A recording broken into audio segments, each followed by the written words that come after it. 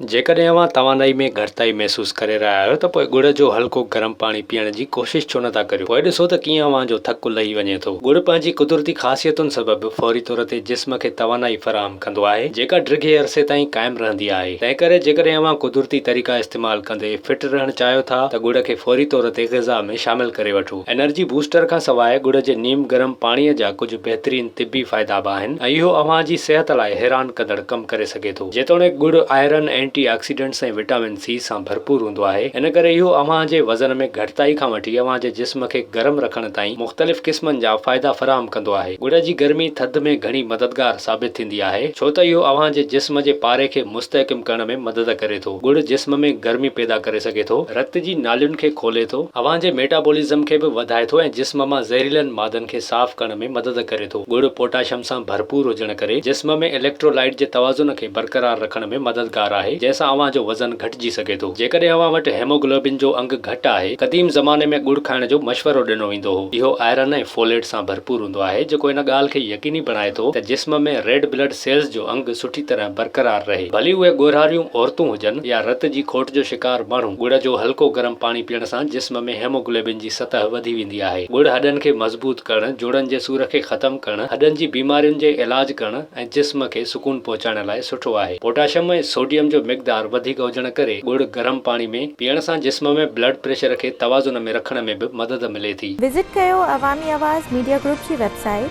awamiawaz.pk